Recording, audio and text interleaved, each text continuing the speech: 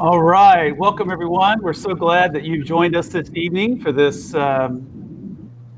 conversation with Dr. Susan Phillip, Acting Health Officer of the City and County of San Francisco, COVID 1 year later. So we're so happy to have Dr. Susan Phillip with us tonight, and we're glad that you've made time to be with us. We expect to be here an hour, maybe a little bit less, depending on how questions are, but what I really want you to do is to be thinking about the questions you want to ask, even if you think maybe that Susan has answered those questions already. Go ahead and ask it anyway, because there's always more nuance and things to flesh out. So Susan, welcome. We're so glad, I should call you Dr. Phillip, so glad that you are here with us tonight. And I thought we'd begin with just a little bit of brief introduction. Tell us a little bit about yourself, and so that we can get to know you a little bit more as well, because part of what we're doing here is not only learning things, but it's also just a good community building event as well. Well, thank you. I'm so happy to be here. And can we make a deal? Is it okay if I call you Fred and you call me Susan? I would really I think that's just fine. I would be totally down for that. That sounds good. Well, I'm so happy to be here with you. And a little bit about myself. I grew up in Florida, and to be precise, I grew up in Lakeland, Florida. And I know that matters to you, Fred, because that is also your hometown. And I have to tell you, I have to tell you, people, this is unusual because this is not a huge city. This is not Miami. This is not Jacksonville. This is a relatively small town. We were just talking. It was about 70,000 people when I lived there in the 80s. So it's not too big. So when I came all the way across the country, and Paul and I had just been married and we were checking out churches, I said, this is a sign from God that we need to check out City Church. So we came for Lakeland, but we stayed for the messages and the commitment and the community. You probably are the only person that visited City Church and said, oh, Lakeland, Florida, this is our place. Well, Fred, I'll tell you that I had not been going to church for 20 years. So I know you hear that story many, many times, but City Church was a place that I could re-engage and have felt that way ever since. No, that's fantastic. And so we started coming here when shortly after Paul and I were married. He moved down to San Francisco because I was here. I did my schooling and my medical training kind of all over the country. And from Florida, I went to North Carolina, and then I was in St. Louis for medical school, went to Chicago for residency, Boston for a year, and then San Francisco. Wow. Came out here for my infectious disease fellowship training at UCSF. So was living here, and Paul and I had actually been in high school together. So we have this continual connection to Florida because our families live there. Both sets of families, which is convenient for, back in the days when you could travel. We actually could see all the grandparents at once. Then he moved down here. We got married. He moved down here from Tacoma, Washington. And I have been, after fellowship, I started working for the Department of Public Health. So I've worked for them for 16 years now.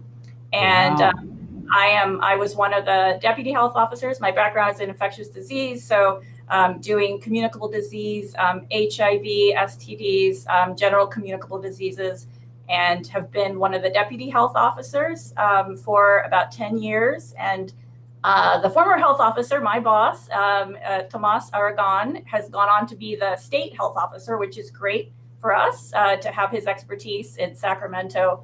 And I'm the acting health officer now. And health officer is kind of an odd position. It's a sort of mandated position in California. It's a position that has a lot of powers when there are communicable disease issues at hand to do various things. And it's the kind of thing where no one knows what it is until this past year. And then everyone has an opinion about what they are or aren't doing. Yeah, and then suddenly you're in the spotlight all the time. That's right. Yeah, there's a big spotlight. But there's a lot of help.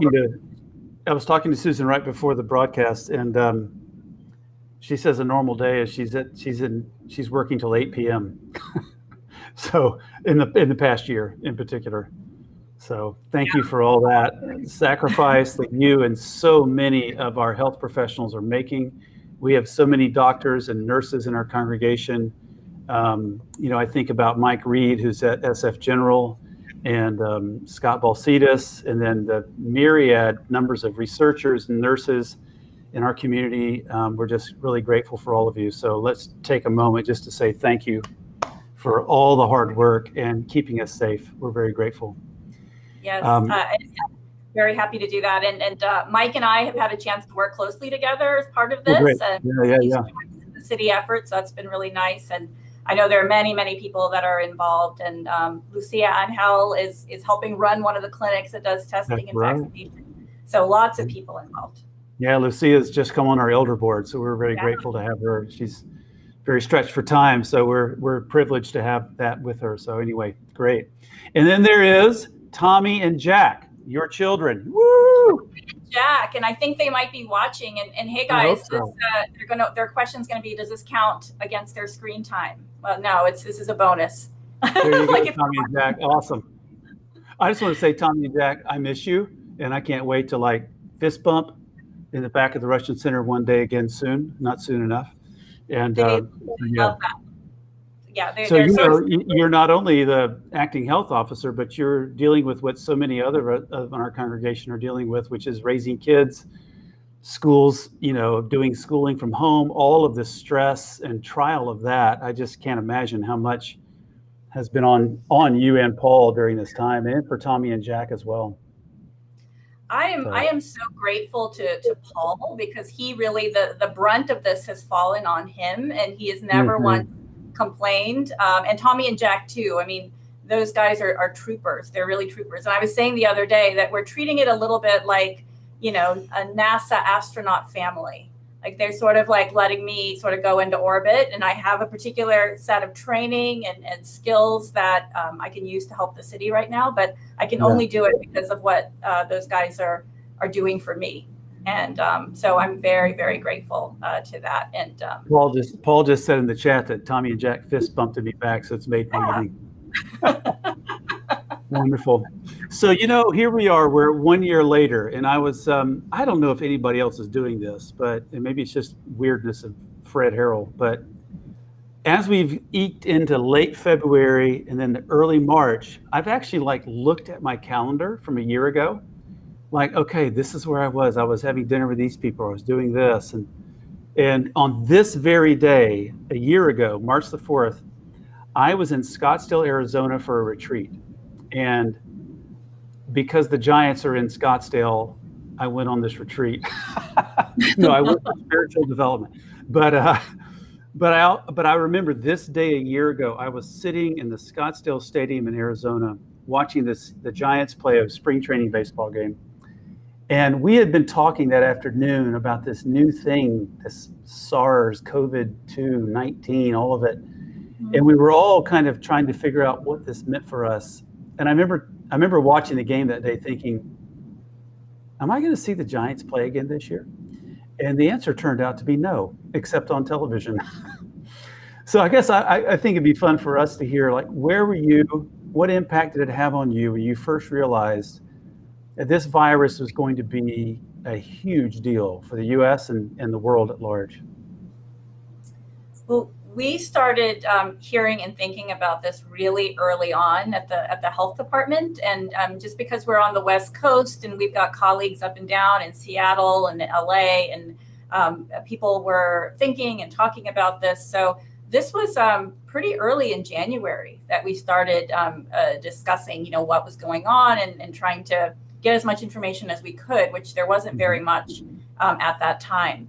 Yeah. But we made a decision. Actually, I have been enmeshed in this and thinking about this for longer, actually, than most people. And January 21st of 2020, our Department of Public Health started operating what we call our Department Operations Center. So it's a little bit like an emergency center to kind of respond. I remember we had the big monitor up with that Johns Hopkins global map, and we were looking to see the numbers of cases and where they were coming. And I remember doing an initial press conference in a tiny room with all this media, just trying to answer questions about what was going on. That was on the 24th of January, and it's just snowballed ever since then. But we look back and we were all crowded into conference rooms and talking to each other. And now, of course, we wouldn't never do that. But there was a lot that we learned over that year. Yeah, I think everybody's thought about things they did in late February, early March, and we're like, holy crap, I'm so glad that could have been bad.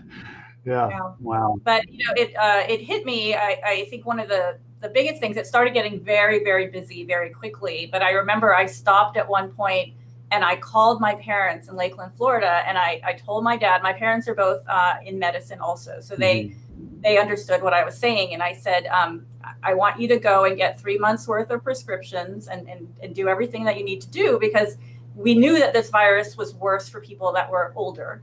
And and I told them that, and I told Paul, call your parents too and tell them the same thing. So it was we knew something was coming. It was just a matter of how much was it going to be. So you didn't tell them to go buy as much toilet paper as possible? You didn't tell them that? I didn't have the foresight. I did not have the foresight to invest in toilet paper stocks or to buy a lot. Yeah. Well, a lot of people were buying lots of food. I know that we were. We were trying, we didn't know if the supply chain was going to be impacted. There's all these different myriad questions. I almost don't want to revisit it because it's kind of traumatizing to think about those early days. And I imagine that you and Paul, your husband, had to start thinking about, okay, next 10 months, next 6 months, next year, whatever at the time, we're going to have to I don't know what the word is. We're going to have to buckle up. We're going to have to get prepared. We're going to have to be ready for what may. Yeah.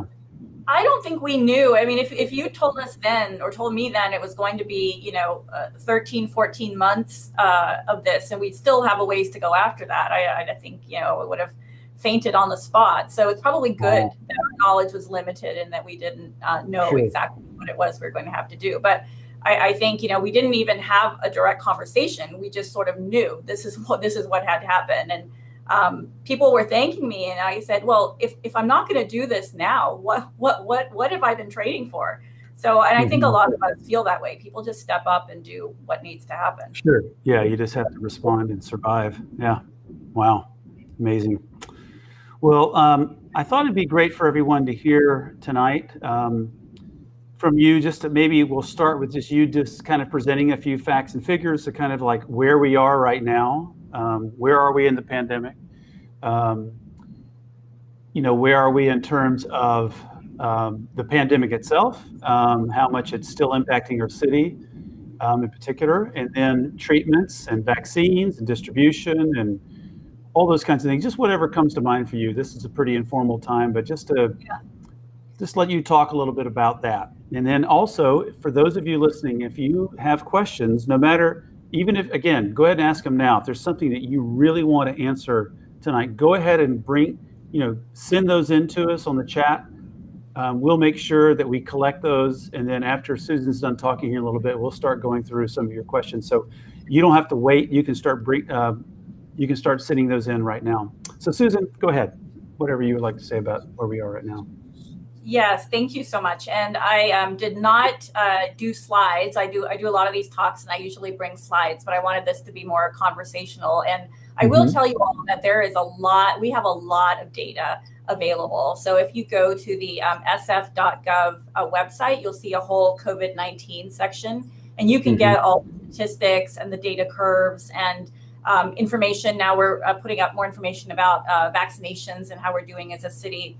But I will tell you that San Francisco, as we all remember and know, acted very quickly. So I can remember being in a huddle with a small group of people and trying to decide. We hadn't had a single case.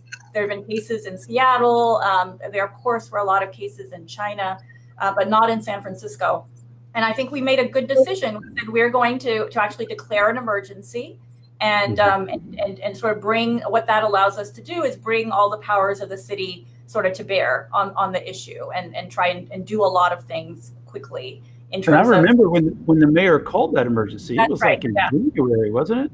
It was, she called the emergency, I think in February, early on, but we hadn't had a single case. And there were a lot of people that criticized that, saying, why would you do that? We haven't had a case. It's not necessary, but it's sort of like standing on the beach and you can see a tsunami coming. And why would you wait for it to hit you before you do that? So we did that early, and we have been one of the most conservative cities in terms of our just thinking about our overall health orders and the limitations that we put on things. And I know that's been very, very difficult for people's lives, their day-to-day lives. But the outcome of that has been, even though we had some of the first cases in the U.S., we have not had the death rate that many other U.S. cities have had. We have one of the lowest death rates per capita of any city in the United States. And I think that is a really, really important thing. And so the protections that we put into place were able to help the people who are most at risk for getting very, very sick and dying. And in particular, these were older people who were 75 and older and even 65 and older, and particularly people who were in nursing homes, in skilled nursing facilities and long-term care facilities were highly at risk. So very quickly, Dr. Aragon, the health officer at the time, I was the deputy health officer assisting with some of this, put into place things that said, no visitors, and we need to actually try and protect the residents there. And it did work. And we continued to have cases throughout the city. The other thing that was a real struggle back then, and I'm not sure how visible this was to the outside, is testing was a huge struggle, and it felt like whack-a-mole. Like if you addressed one thing, then something else would come up. There was a shortage of the reagents that were needed, or there was a shortage of the test kits, and we didn't have enough of the machines. And it was really just trying to source all of this. And unfortunately, there wasn't the kind of federal coordination that you need in a pandemic. And that was a huge thing, because then all of the local and state governments are trying to figure it out on their own. And that is not, what you want to do. There's a whole playbook for how you deal with a pandemic. And people have been preparing for this for decades. And we knew that this was a possibility, but they didn't have the will or the thought to actually allow that to happen, to take control and do what needed to be done. You can't sort things like this at a local level and have it be successful. So, there was a lot of those kinds of things that happened. But so San Francisco has been able to keep their testing levels very high. Again, one of the highest in the country. The case rates relatively low, and really now our effort is around vaccine and how do we get vaccines out and to people. So it's been a lot. I know people have been through a lot. People are tired, and they're tired of the restrictions, and they're tired of the health orders, and they have the infections have come and gone in waves. So we have had different surges. There was a small one in April, and then there was another one in July. And then we had this very large one that I think people remember that happened right after the holidays, December and January. And now things are coming down. Our case rates are coming down. We're averaging about 7 cases per 100,000, and we were up at 40 at one point in the winter. And so things are looking better. And we are also, as a result, opening up and allowing more things to happen. And I've been involved in writing those orders and authorizing that to happen. And so we'll have to see, because the pattern is, as we loosen, as people come together, then the case rates go up again.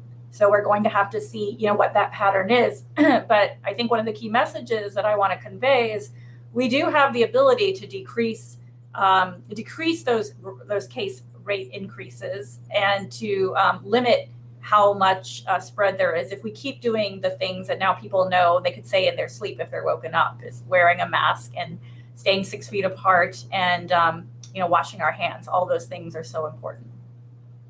Yeah, I see the sanitizer right behind you on your desk. My huge nice bottle placement. Well, so I just wanted to ask one quick question about that. I know that in between the disease onslaught, and we're all, including scientists, still figuring out this virus and how it responds and how it reacts, what was the state of treatments going on in this time? And has that helped get us to where we are today with a lower rate? Or has it just all been the city of San Francisco just doing a good job on behavior and wearing the mask and distancing and so on? Well, I think the treatments have really improved, over time. There really wasn't a lot to begin with that people had found to be, effective. And again, because this is a brand new virus, nobody had immunity to it. It really could just spread throughout the population. And it's a respiratory virus, so it's as we know, it's spread by talking and singing and being in proximity to each other. So once people get infected, then the treatments come into play. It's better if people are not getting infected in the first place, but the treatments have enabled people to recover and not die from the virus, and it's so important to do that.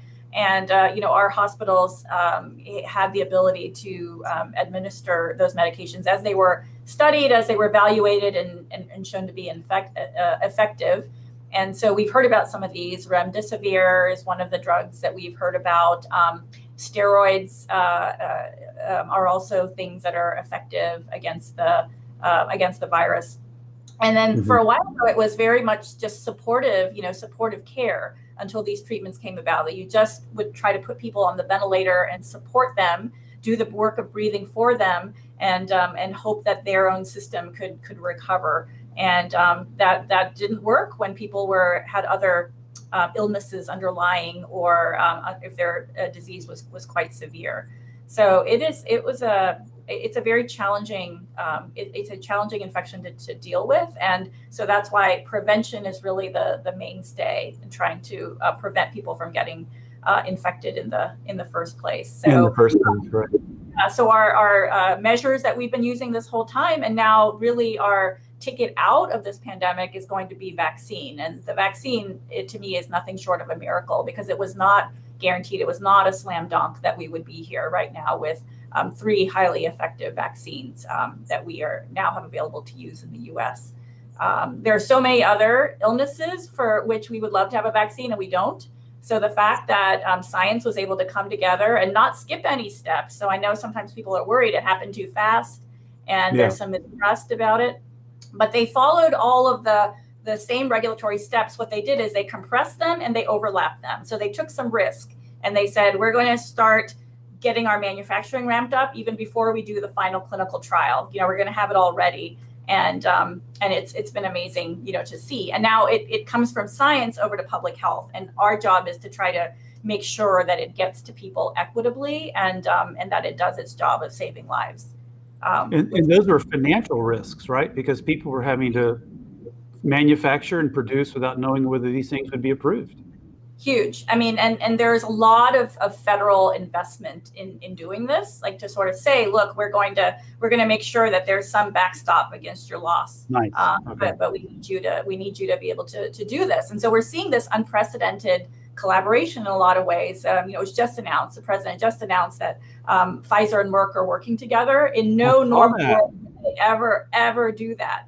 So it's nice to see. It's nice to see in some ways how we can think differently and get things done as a country when we want to, and when we have leadership that is encouraging that to happen. Yeah, that's great. Talk a little bit about these vaccines, if you would. Yeah, the vaccines are great. They are really, again, going to be our ticket out. And there are 3 vaccines right now. The most recent one that people have heard about is Johnson & Johnson. The first 2 are the Pfizer and the Moderna. And those 2 are kind of a novel. They have a novel way of being created, and they're a novel system called an mRNA, or a messenger RNA vaccine. Mm-hmm. And none of these have any effect of like actually going into your cell and staying there permanently. They don't do any of that. But what they do is they deliver a message that then gets created into a protein that is the spike protein of the coronavirus. If you see that picture, those little red pokey things that's at the bottom there, that is what helps it attach to our cells and get inside our body. So our antibodies can get formed when we create this protein through the vaccine. It's not enough of it doesn't create the whole coronavirus, so it can't infect us, but it kind of shows the immune system the part that is the business end of the virus, in a sense. And so what the body does, the immune system then says, okay, well, this is not me. It knows what's Susan and what's not Susan. And it says, hey, that is not Susan. It shouldn't be here. And it creates antibodies that are tailored, that are custom for that protein. And so it's retained. And then the next time I see it for real, if I'm exposed to it, those antibodies will actually remember and will actually try. They're called neutralizing antibodies. They will go and sort of really try and take out of action that virus. And there's a second part of immunity too, which is T cell immunity. It works in a slightly different way, but both of those things together have a robust ability to protect us from viruses. And so you're teaching the body without putting it in danger to recognize and expel the virus when it comes in. So it is really cool. If you're a micro nerd or a immunology nerd, it's really cool to read about how this was done. I'm a theology nerd, and I just find it entirely fascinating that our bodies can actually create armies within us to fight off something that is not us. It just blows my mind. Yes. And is it true? So I've heard that, like, I have some friends who've across the country who've gotten their first dose, and then their second dose, they've felt a little bit of a reaction, but I've heard them saying, and I've read this elsewhere, that that's actually a really good response, because that means you've got what's called a take. Is that, Yeah, talk a that little can be bit true. about that? Yeah. That can be true, and those that especially is true of the mRNA vaccine. So the Moderna Right. and the The Pfizer second dose. after you get the second dose. I do want to say that if you get 2 doses and you don't feel like that, doesn't mean that it didn't work, and you need to Okay, worry. good. Yeah. Not everybody has that, but that can be true because with the first dose, you are initially introducing this concept, this protein will eventually be formed and do that. But the second time, you're doing it, that's really to enhance that response. But you've got some of the antibodies and some of the T cells from the first time, and then they respond. And so Right. that's what you're feeling potentially the second Yeah, time. I don't want to alarm anyone. Most of my friends basically report they felt little to nothing on both shots, but Yeah. a couple of times I've seen a few friends go, that second one, it kind of gave me 1 day or 2 of trouble, but that's okay. That means my body's recognizing it well. And then Yeah, go ahead. I'm sorry. I was just going to say that it's usually body aches and maybe a little fever. You feel a little bit like you have the flu, but it goes away, and it's not a long-term thing. Yeah. And then the Johnson & Johnson one is a 1 dose.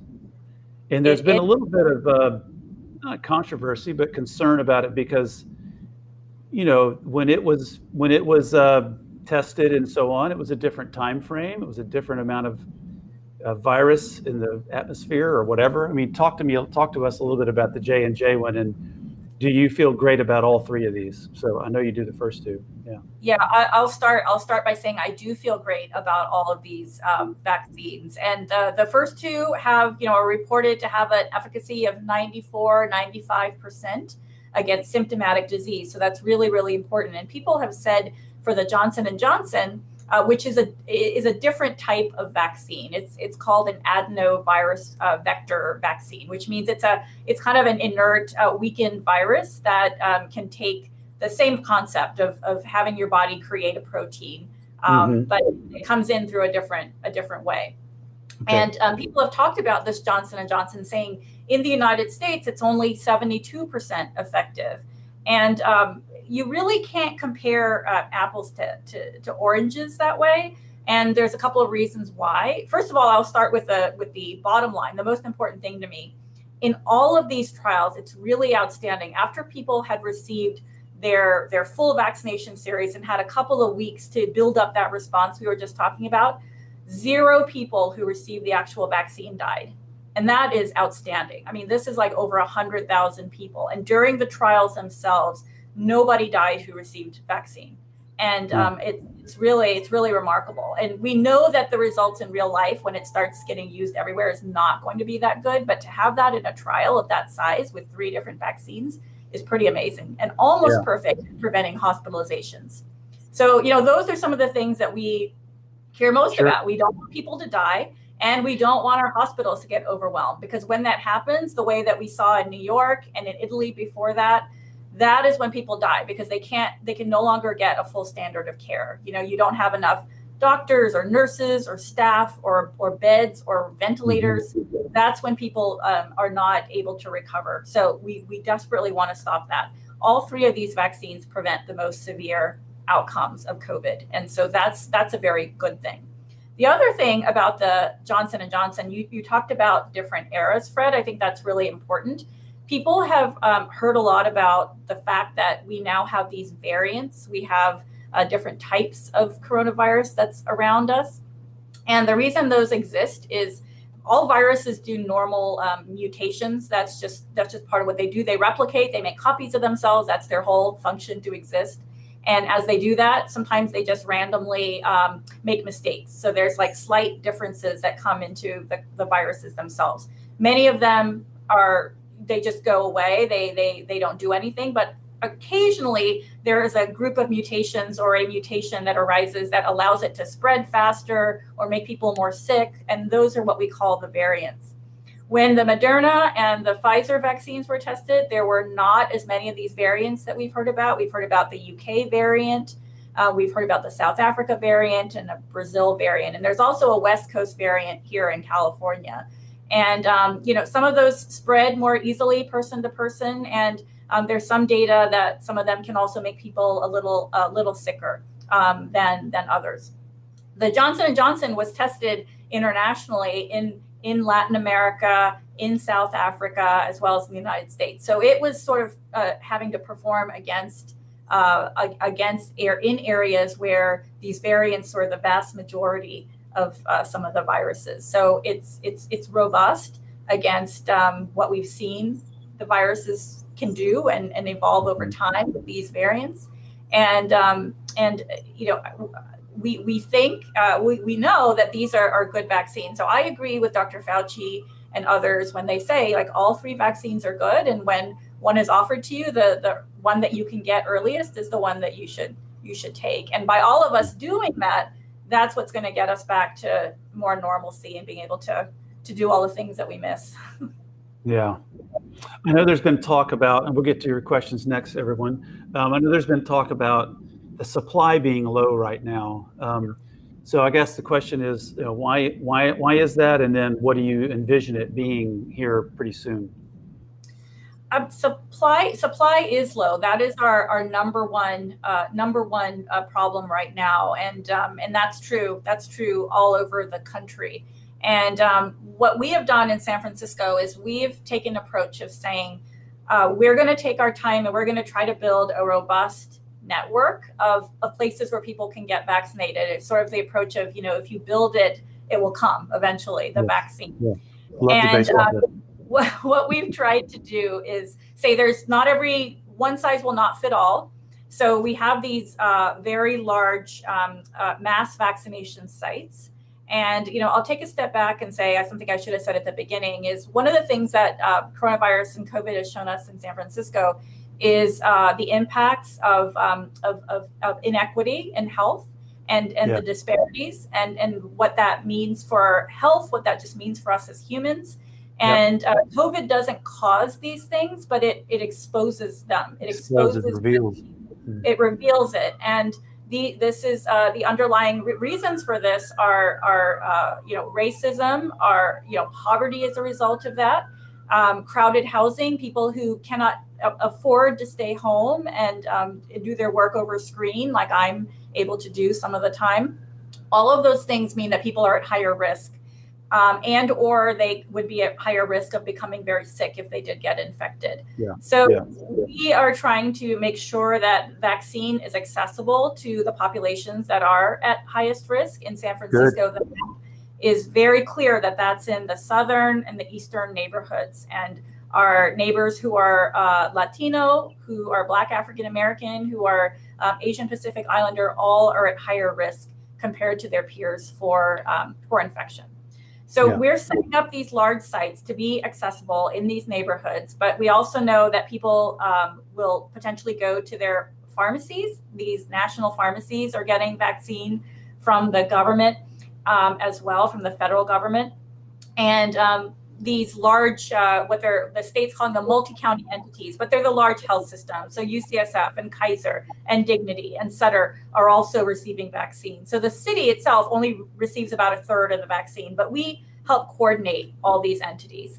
And it's been really remarkable. This, again, is another example of something that's unprecedented. We have collaborated so that different organizations are operating these different sites.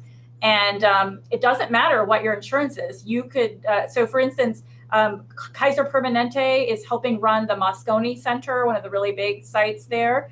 And you don't have to be Kaiser to go and get a vaccine there. We've set it up with them, so it's pretty agnostic as to what your insurance is. And even if you don't have insurance, you can go to any of these. So we want to build it that way so there's fewer barriers. And as vaccine comes in, we're doing about 6,000 vaccines a day right now in San Francisco. Our goal is to do 10,000 plus. So we just need the supply to come in and to be accessible.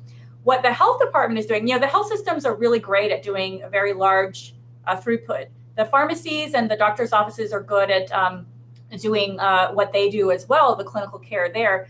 As a health department, what we're trying to do is figure out ways to do mobile vaccination, pop-up community centers, other ways of getting vaccine into the neighborhood census tracts areas that may otherwise have difficulty accessing vaccine. So we're focusing on the equity component and letting our other partners really do what they do best, which is getting the clinical system high throughput to happen. That's great. All right, let's get to some questions. We have about 9, so that just gives you an idea of maybe your time frame on each answer, just because we have a few to get through here. It's fantastic. First question, how long do you think that people who are fully vaccinated will have to wear a mask? And how much risk is there for people who are fully vaccinated to get sick? Well, the good news is on the second part of the question, people who are fully vaccinated are unlikely to get very sick for the reasons that we said. You're not going to be sick enough to have to go to the hospital. You're almost certainly not going to die of COVID. So that is a huge thing. That is a huge relief. People can still get potentially could get infected, but we think that that's less likely. The masking is going to have to continue for a while because we're in this gradient where not enough people are vaccinated, and we want to first of all have a social norm that we're all still wearing our masks because we don't know who's vaccinated and who's not. And then it's a very small chance, but there is a possibility that even having gotten a vaccine, I might be able to get to get infected and then pass it unwittingly to someone who is not vaccinated or is at higher risk. So for those reasons, we're going to keep the masks for a little while, but what we will be able to do is potentially keep opening the activities and the sectors we can engage in. Great, thank you. What advice would you give about 5 guys from my CG meeting in a backyard, outdoors, mask, distance, drinks and snacks involved? So outdoors is always better than indoors, and we think about things in terms of a lot of parameters, right? So outdoors is safer than indoors, and if you can keep your mask on, that's safer than taking your mask off. And again, we're thinking about what's the risk for transmitting. And if you can keep 6 feet away, that's better than if you're close. If it's a smaller group of 5, it's better than a group of 100. So, for a lot of these things, people will need to, make decisions, especially as they get vaccinated. Our health orders actually say that it's better to limit to be smaller, And so right now in San Francisco, what we say is that without eating or drinking, it's a group of 12, and if you are eating or drinking, it's a group of 6. And we're saying, it's a maximum of 3 households to do that. And it's the same thing with restaurants and dining. And so we're not being arbitrary with that. We're just trying to try to keep it to a smaller number so we don't have as much spread throughout the city. Great, thank you. This is from, wait a second. Wait, how long do you anticipate that family will continue to not be allowed to be with those who are dying in the hospitals? This is such an important question, and it's the hospitals, but it is also the nursing homes and the skilled nursing facility. We know that isolation is so difficult, and it is itself a health problem for people. So we're working right now to help revise our guidance, particularly around the nursing facilities. One of the first places that we made sure to emphasize vaccination and try and get vaccine to people in San Francisco. And this is true throughout the Bay Area as well. All of us work together and are always speaking about these things.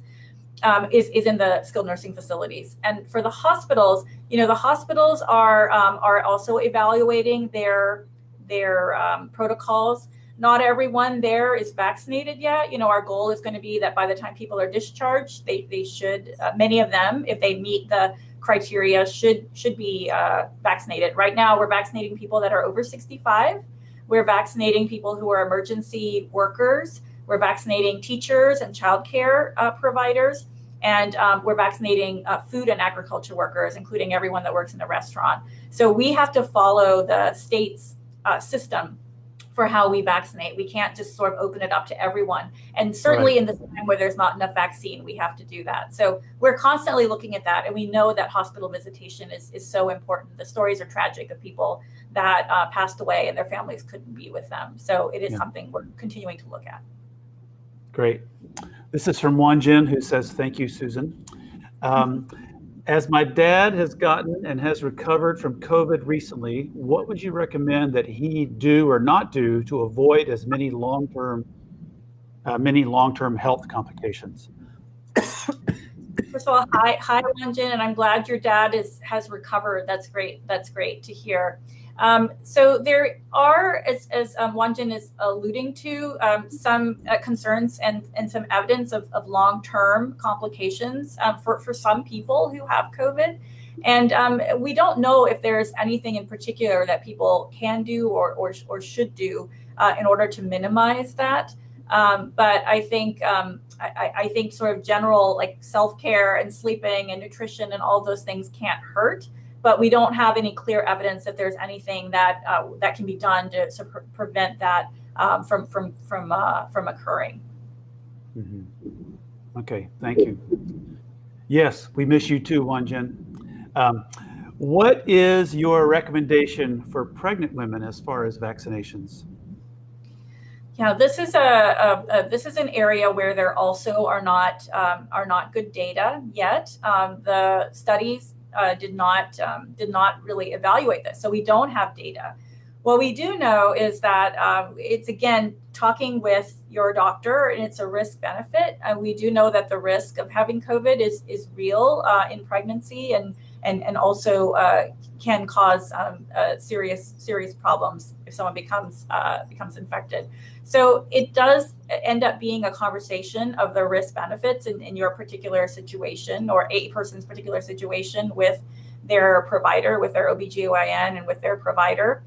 In many cases, it does make sense. So, for instance, a health worker who is pregnant, we almost certainly would advise that they get the vaccine, right? Because they are treating people potentially, or being exposed to people with COVID. They are among the highest risk, and there the risk benefit would lean in the direction of getting the vaccine.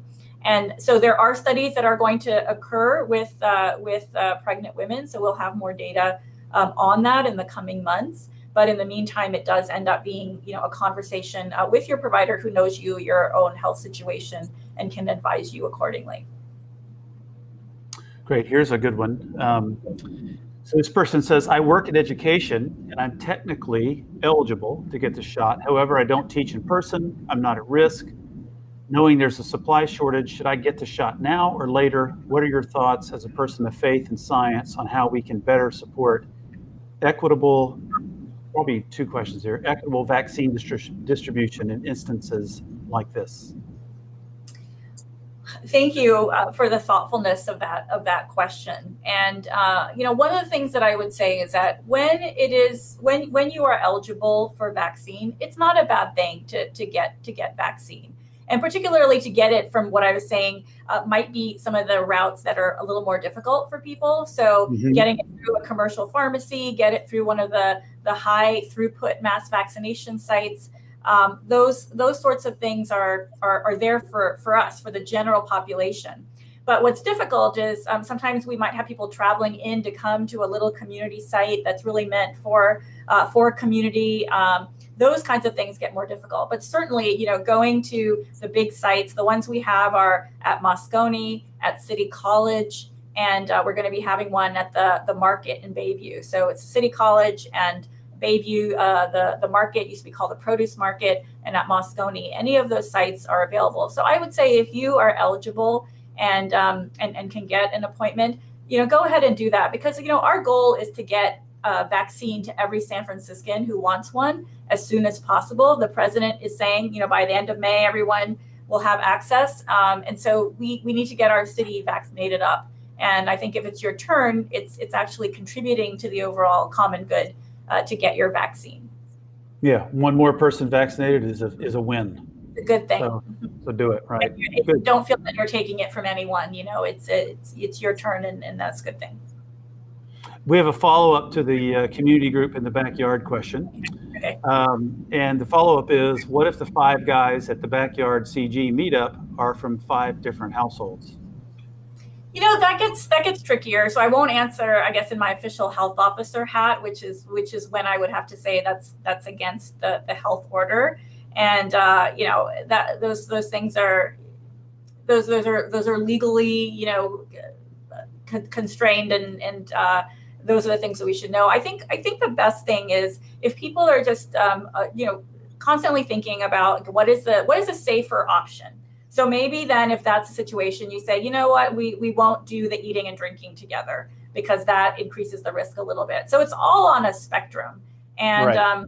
I think we're going to get there. We're closer to getting to being able to be together and eat and drink and do all those things than we were, 6 months ago, or even, 3 months ago.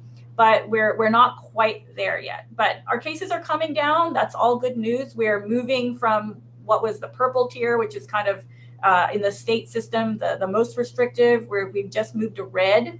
And, we're continuing to come down. So we are going to allow more, there's going to be more gathering allowed very, very shortly. So it really is about, in some ways, juggling those different factors, Yeah. And no gatherings indoors, please. that is really a sure way to spread it. So be with others, and we're fortunate in California that we have somewhat of a mild climate. If you can be outdoors, that is really the way to do it. Yeah, there's an old expression that comes to mind that one of the formative people in my life early on, he used to say, Fred, just because you can do something doesn't mean you should do something. And I think that it's interesting because, you have both the local orders of our city and the governor, but then you have the Supreme Court ruling that the governor can't do what he said he wanted to do. And so we have permission to do things, but I remember that passage in the Bible, all things may be permissible but not beneficial. And gathering indoors may be one of those, yeah. And I'm glad that you mentioned that.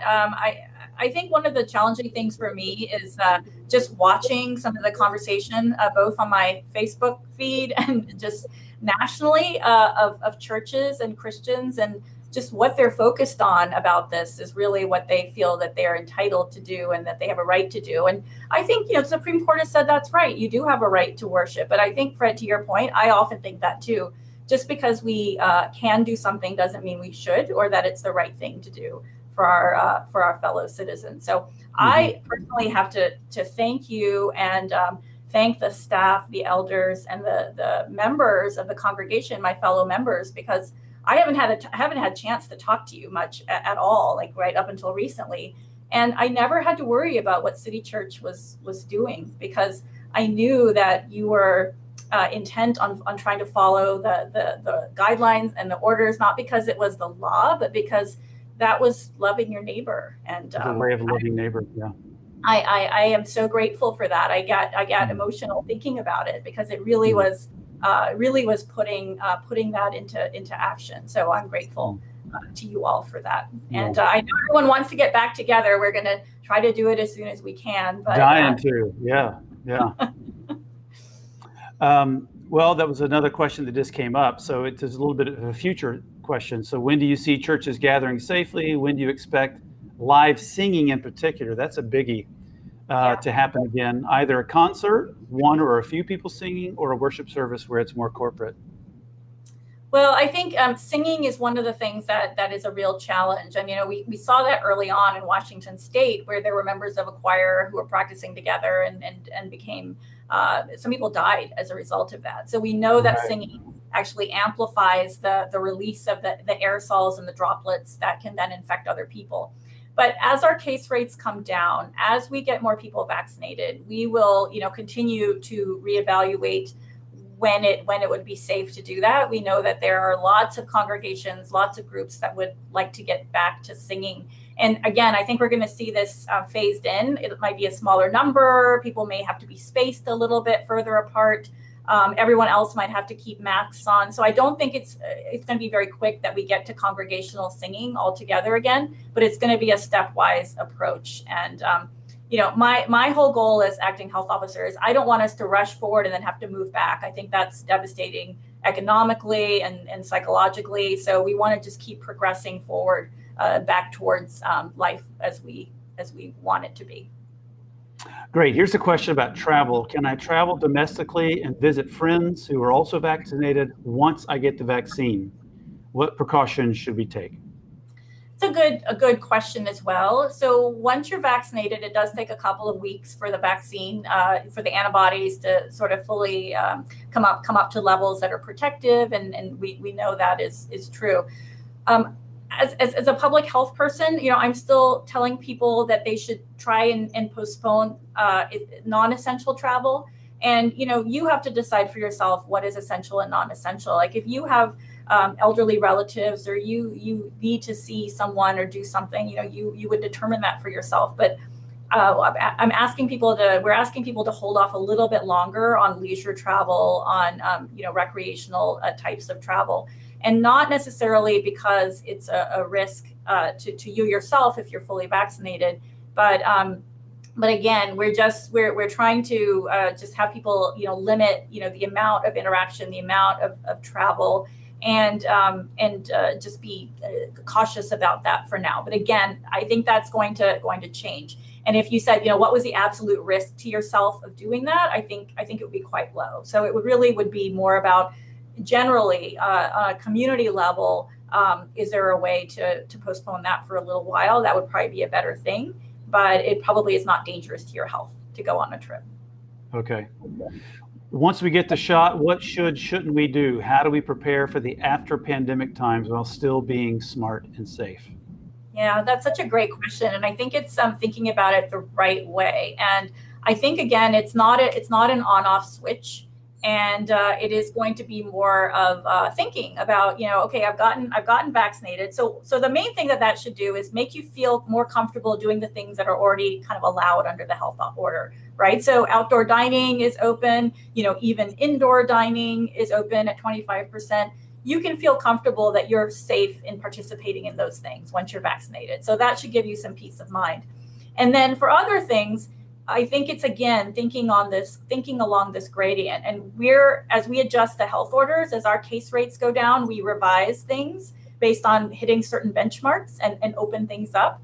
So you will see that change happening over time.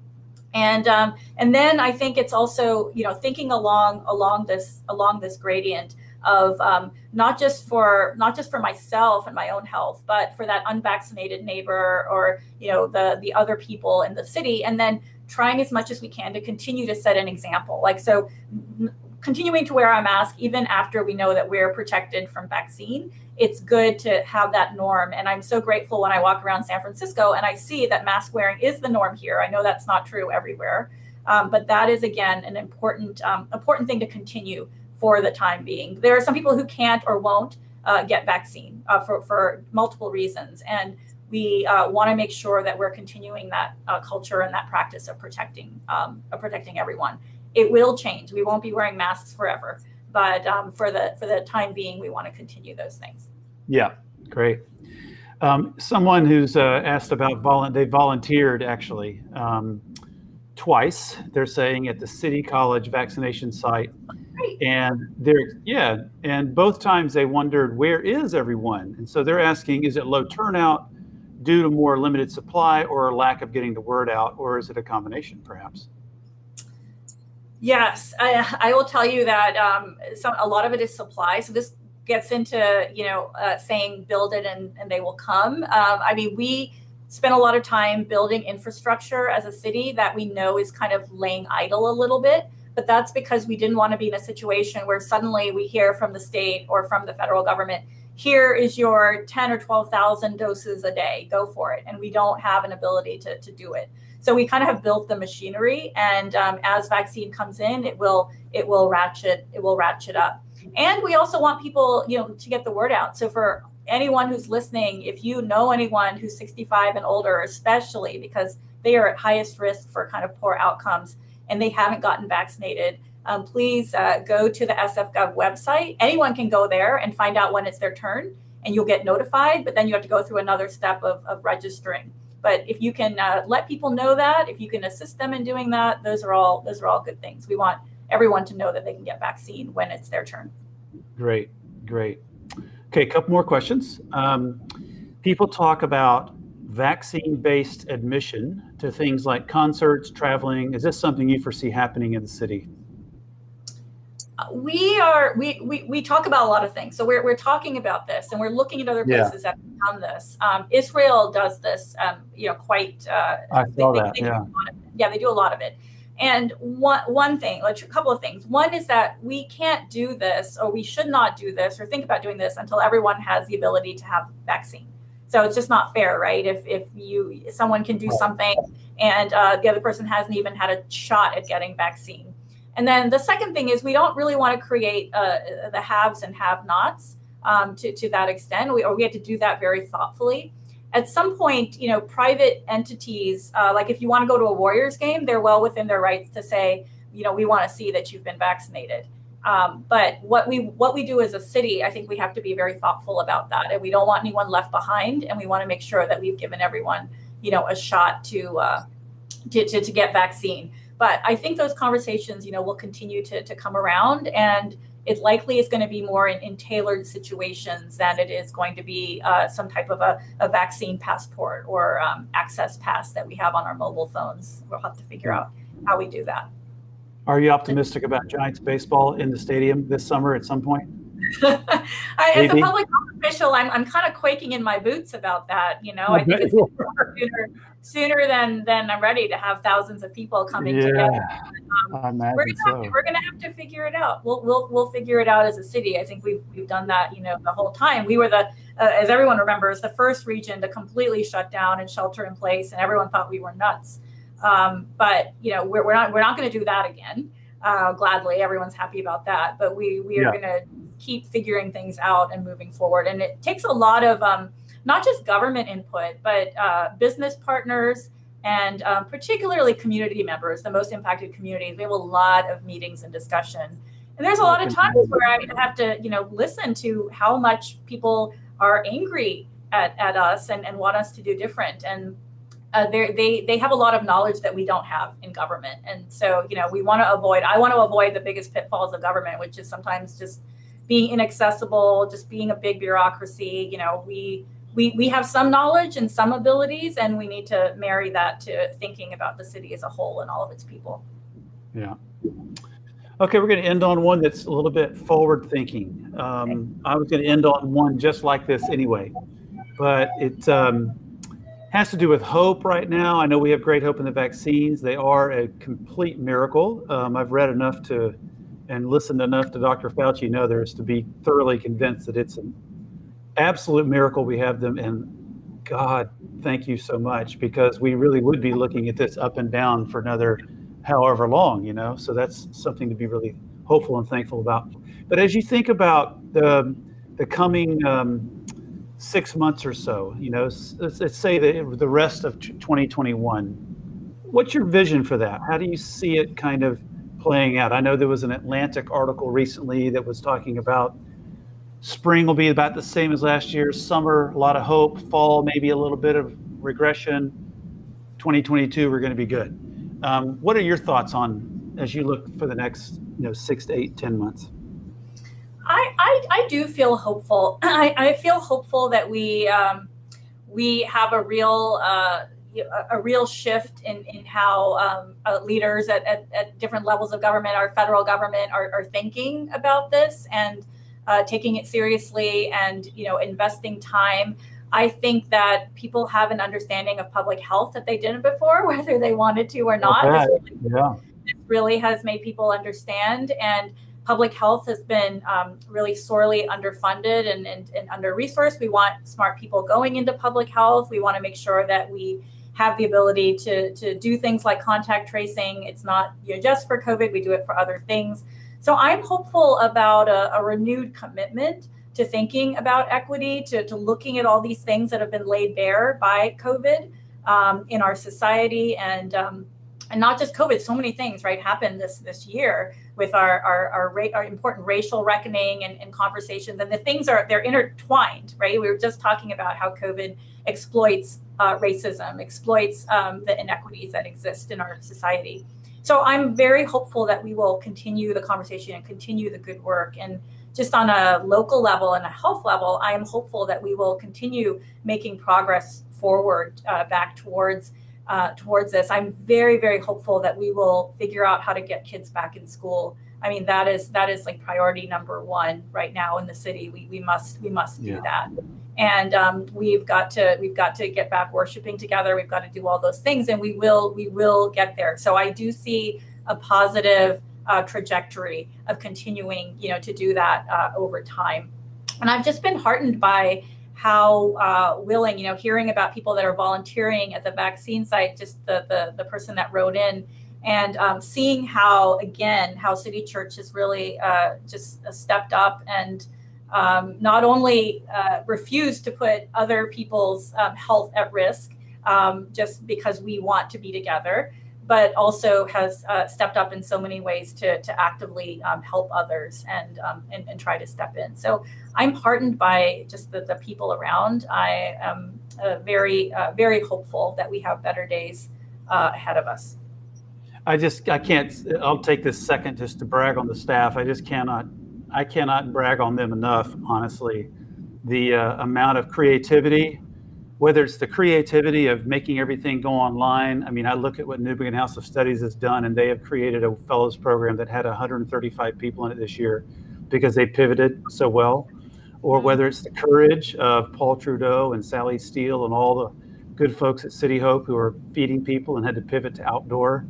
I mean, I look at our staff and the different things that our folks are doing, and I'm just overwhelmed with gratitude and gratefulness to work alongside them. So I'll just agree with you on that one.